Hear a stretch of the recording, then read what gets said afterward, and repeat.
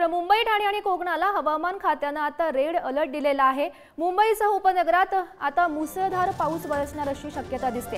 कोकणातही पावसाचा जोर आता कायम राहणार आहे। मराठवाड्यात हलक्या सरी बरसण्याचा अंदाज सुद्धा वर्तवण्यात आलेला आहे। पावसासंदर्भातली महत्त्वाची बातमी आपण सध्या पाहतोय।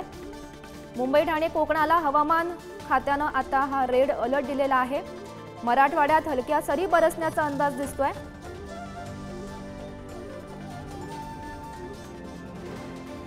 तर मुंबईसह उपनगरात आता मुसळधार पाऊस बरसणार अशी सध्या माहिती मिळते।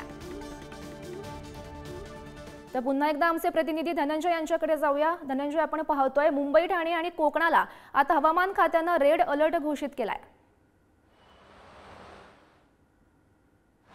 गौरी, आपण जर पाहिलं तर मुंबई आणि उपनगरामध्ये, मुंबई शहर आणि उपनगरामध्ये आपण जर पाहिलं तर हवामान खात्याने जो आहे तो ऑरेंज अलर्ट दिलेला आहे। खरं तर मुसळधार ते मध्यम स्वरूपाचा पाऊस जो आहे तो बरसण्याची शक्यता आहे। मी सध्या सायन परिसरामध्ये आहे। सायन परिसरात जर आपण पाहिलं तर तुरळक असा पाऊस जो आहे तो सध्या सुरू असलेला आपल्याला पाहायला मिळतोय।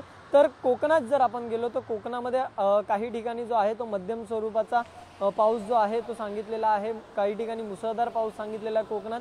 तर खास करून रत्नागिरी आणि सिंधुदुर्ग जिल्ह्याला जे आहे ते अतिमुसळधार पाऊस जो आहे तो सांगितलेला आहे। मुसळधार ते अतिमुसळधार पाऊस जो आहे तो बरसणार असल्याचं हवामान खात्याने सांगितलेलं आहे। रेड अलर्ट जो आहे तो रत्नागिरी आणि सिंधुदुर्गसाठी जो आहे तो जारी करण्यात आलेला आहे। त्याचबरोबर जर आपण पाहिलं तर मुंबई असेल, पुणे असेल, पालघर असेल, ठाणे असेल या जिल्ह्यांसाठी जो आहे ऑरेंज अलर्ट जारी करण्यात आलेला आहे। तर बाकी ठिकाणी जो आहे त्यामुळे नागरिकांनी सतर्क राहावं असं आवाहन आता करण्यात आलेलं आहे। धन्यवाद दिलेल्या सविस्तर माहितीसाठी। रत्नागिरी जिल्ह्यातील अनेक भागात सध्या जोरदार पाऊस सुरू असल्याचं समजतंय।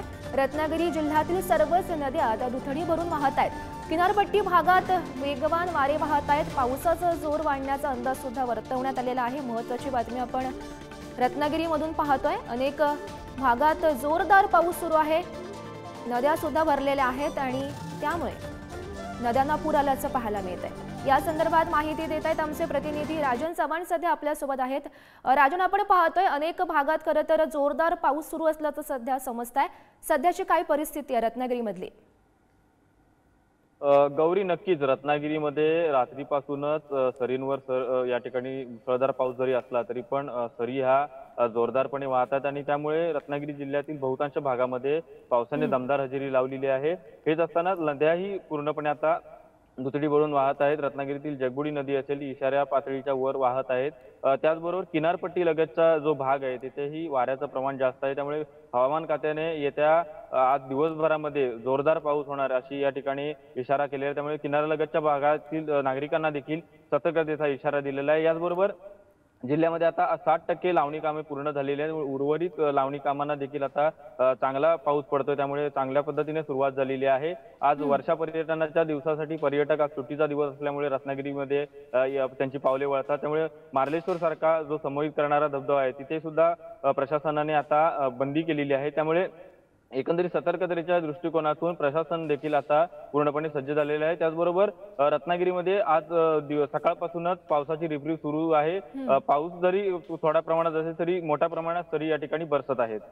गौरी, नक्कीच राजन, धन्यवाद दिलेल्या या सविस्तर माहितीसाठी। रत्नागिरीमधली आपण ही दृश्य पाहत होतो। जोरदार पाऊस सध्या सुरू असल्याचं सध्या समजतंय आणि त्यामुळे शेतकऱ्यांना याचा फायदा सुद्धा होणार आहे।